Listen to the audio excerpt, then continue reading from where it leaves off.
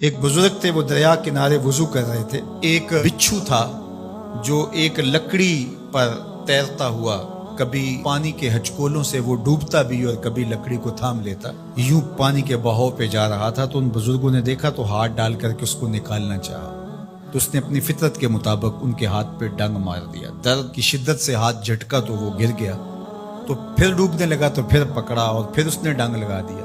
7 مرتبہ اس نے ڈنگ مارا اور آپ اس کو نکال کے 8ویں مرتبہ باہر نکالنے کی کوشش کر رہے ہیں۔ تو مرید نے کہا جو پاس بیٹھا تھا، حضرت یہ بار بار آپ کو ڈنگ مارتا ہے اور آپ اس کو نکالنے کے لیے کوشاں ہیں۔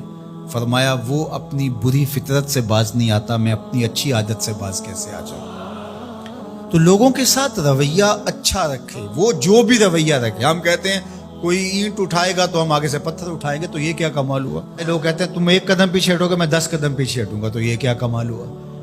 تم کہو میاں تم جتنے مرضی قدم پیچھے ہٹو، میں بھاگ کے تمہارا دامن پکڑ لوں گا، تمہیں جانے نہیں دوں گا، ایک دن تجھ کو بھی جیت لوں گا محبت کے زور پہ۔ ہم کہتے ہیں کہ فلاں میرے ساتھ اچھا سلوک کرتا ہے تو میں بھی اچھا کرتا ہوں، فلاں کا سلوک میرے ساتھ اچھا نہیں ہے تو ٹھیک ہے، جس طرح وہ چلتا ہے میں بھی اسی طرح چل رہا ہوں۔ یہ تو پھر برابری ہوئی۔ اگر کوئی برائی کے ساتھ معاملت کرتا ہے تو آپ بھی اس کے ساتھ ایسے ہی کرتے ہیں، تو برائی میں برابر ہے۔ اور اگر آپ کے ساتھ کوئی اچھا سلوک کرتا ہے تو آپ بھی اس کے مقابلے میں اچھا کرتے ہیں، تو پھر بھی آپ برابر ہیں، لیکن اچھائی میں برابر ہے۔ تیسری صورت یہ ہے کہ کوئی آپ سے اچھا سلوک کرتا ہے اور آپ اس سے برا سلوک کرتے ہیں، یہ بدترین صورتحال ہے۔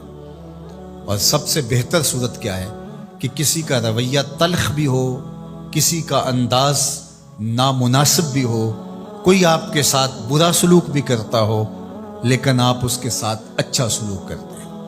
خون کا رشتہ ہے، دودھ کا رشتہ ہے، وطن کا رشتہ ہے، ہمسائیگی کا رشتہ ہے، آپ کے ساتھ اس کی تعلق داری ہے، آپ کے آباء و اجداد کی آپس کے اندر سانجھ تھی اور آپ اس کو نبھا رہے ہیں، تو یہ ہے بہترین رویہ کہ کسی کا کوئی بھی رویہ ہو آپ اس کے ساتھ اچھا رویہ اختیار کرتے ہیں۔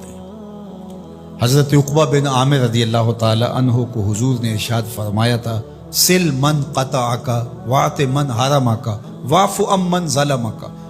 اے عقبہ بن عامر، جو تجھ سے تعلق توڑے تو اس سے تعلق جوڑ، جو تجھے محروم رکھے تو اس کی جھولیاں بھر دے، اور جو تیرے پہ زیادتی کرے تو اس کو معاف کر دے، اس سے درگزر فرما۔ یہ بہترین کردار ہے جس سے ایک اچھا ستھرا پاکیزہ اور مناسب معاشرہ ترتیب پاتا ہے اور ترکیب پاتا ہے۔ تو میرے اور آپ کے آقا و مولا نے ہمیں یہ تلقین کی، بلکہ فرمایا جو یہ چاہتا ہے کہ اس کی عمر میں برکت ہو اور رزق میں اضافہ ہو، وہ رشتہ داروں کے ساتھ سلوک اچھا کرے۔ یہ راز ہے عمر میں برکت کا اور رزق میں اضافے کا۔ رشتہ داروں کے ساتھ اگر سلوک اچھا کرو گے تو تمہاری عمر میں بھی برکت ہوگی، تمہارے رزق میں بھی برکت ہوگی۔ تو ہمیں یہ تلقین کی گئی، رشتہ دار تو دودھ یا خون کی سانجھ سے رشتہ دار بنتے ہیں، کوئی عام انسان بھی ہو، ہمیں تو ان کے ساتھ بھی اچھا رویہ اختیار کرنے کی تلقین کی گئی۔ حتیٰ کہ آپ کے دین پر نہ بھی ہو تو آپ کی ہمسائیگی میں بستا ہے، مستامن ہے، ذمی ہے، تو اس کے ساتھ آپ کا سلوک اچھا ہوگا۔ آپ کا دین آپ کو یہ سکھاتا ہے۔ شیخ سعدی بولے، شنیدم کے مردان راہ خدا، دلے دشمنا ہم نہ کردن تنگ، تو را کے میسر شود ای مقام، کہ با دوستانت خلاف است و جنگ۔ میں نے سنا ہے کہ جو اللہ کے بندے ہیں وہ تو دشمنوں کا دل بھی نہیں دکھاتے۔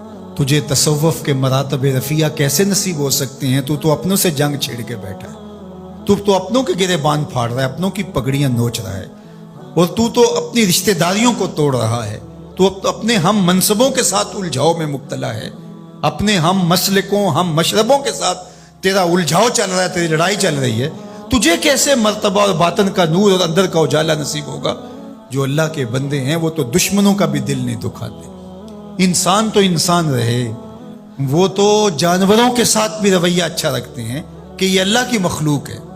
مخلوق ہونے کے ناطے سے الخلق و عیال اللہ، تمام مخلوق اللہ کا کنبہ ہے، اور اس کے ساتھ اس نے سلوک، ان کا کچھ بھی رویہ ہو۔ حضور کے غلام اور اسلامی معاشرہ، اس میں یہ کس طرح چیزیں پنپ سکتی ہیں کہ ہم نفرتوں کو فروغ دیں اور کہیں کہ نہیں ہم ایسے کر دیں گے، اس نے میری طرف یوں دیکھا ہی کیوں ہے، لہٰذا میں تو اب اس سے ساری زندگی ہم کلام ہی نہیں ہوں گا۔ تو رویوں کی خوبصورتی اور صلہ